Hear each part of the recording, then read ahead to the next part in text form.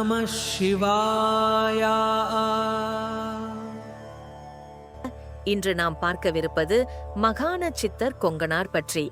தமிழகத்தின் மேற்கு பகுதியில் அமைந்த கொங்கு நாட்டில் பிறந்தவர். அதனால் அவருக்கு கொங்கனார் என்ற பெயர் ஏற்பட்டது. இவர் பிறந்த இடம் இன்றைய ஈரோடு மாவட்டத்தில் உள்ள ஊத்தியூர் என்ற சிற்றூராகும். ஒரு எளிய குடும்பத்தில் பிறந்தார். ஆனால் அந்த எளிமைதான் அவரை உயர்த்தியது. அவரது பெற்றோர் கோயில்களுக்கு முன் உலோக பாத்திரங்கள் செய்யும் தொழிலில் ஈடுபட்டவர்கள்.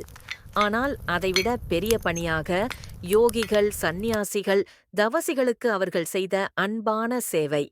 அந்த தூய பண்பாட்டில் வளர்ந்தவரே சித்தர் கொங்கனார். அகத்தியர் அவரை பற்றி இவ்வாறு பாடுகிறார். வட்டமுடன் சித்தரையாம் திங்களப்பா வளமான உத்திராடம் முதற்கால் தன்னில் அட்டதிசைதான் புகழப் பிறந்த பாலன் அன்பான கொங்கணவர் என்னலாமே அவரது குரு சித்தர் போகர். என்னை ஈன்ற போகர் என அவர் கூறும் அளவிற்கு தன் குருவை பக்தியுடன் போற்றினார். போகரின் வழியில் சித்த வைத்தியம், யோகா, தத்துவ ஞானம் போன்ற அனைத்திலும் கொங்கனார் பெரும் மேதையானார். அவர் இயற்றிய நூல்கள் 25 மேற்பட்டவை. மருத்துவம், தத்துவம், ஆன்மீகம், யோகா உள்ளிட்ட துறைகளில் 557 சீடர்களுக்கு குருவாக இருந்தவர். அவர் செய்த ஒவ்வொரு செயலும், அவரின் கருணையும் தன்னலமின்மையும் இன்று வரை பேசப்படுகிறது.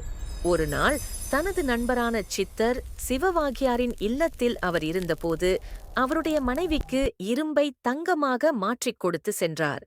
ஆனால் அந்த மனைவி கூறினார், "உன் அன்பு போதும், தங்கம் வேண்டாம்." அந்த தங்கத்தை அவர் கிணற்றில் போட்டுவிட்டார். இது ஒரு சித்த பரிசு அல்ல. இது தர்ம நெறியில் நிலைத்த ஒரு மனைவியின் சிந்தனையின் பெருமை. மற்றொரு நாள் தவத்தில் அமர்ந்திருந்த கொங்கனாரின் மீது ஒரு பறவையின் கழிவு விழுகிறது. கோபத்தில் அவர் அந்த பறவையை பார்த்தவுடன் அது வெந்து போய்விடுகிறது. அந்த நிகழ்வால் அவர் அகந்தையில் மூழ்கினார். பின்னர் பிச்சை பெறச் சென்றார்.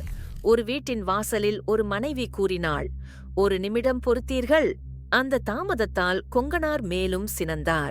அவரிடம் நடந்ததை மறந்துவிடவில்லை. மனைவி வந்து வெளியே வந்தவுடன் அவர் கடும் பார்வையால் பார்த்தார். ஆனால் அவளுக்கு எதுவும் ஆகவில்லை. அந்த மனைவி அசலாகவே கூறினாள், "கொக்கென்று நினைத்தாயோ கொங்கணவா?" அவர் அதிர்ந்தார், வணங்கினார், அறிவை நாடினார். அவள் கூறினாள், "கீழே உள்ள மாமிசக் கடைக்காரரிடம் செல்லுங்கள், அவர் உங்களுக்கு உண்மை அறிவை பகிர்வார்." அவர் சென்றார். அந்த வியாபாரி முதிய பெற்றோருக்கு சேவை செய்து கொண்டிருந்தார். அவரை தவிர்த்து வைக்காமல் கொங்கனார் பொறுமையாக காத்திருந்தார். சேவைக்குப் பிறகு அவர் கூறினார், "ஐயா, எங்களிடம் சித்தியும் தெய்வீக சக்தியும் எதுவுமில்லை. நாங்கள் எங்கள் கடமையை மனமுவந்தும் பகுத்தறிந்து செய்கிறோம். அதுவே நாங்கள் பெற்றுள்ள நம் சக்தி."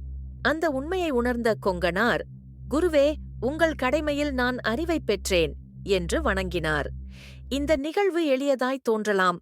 ஆனால் அதில் மிகப்பெரிய ஞானம் அடங்கியுள்ளது. தவம், யோகா, சித்தி எல்லாம் ஒரு புறம். அகந்தையில்லாமல் தர்மத்தில் நிலைத்து இருப்பதே உண்மை ஞானம்.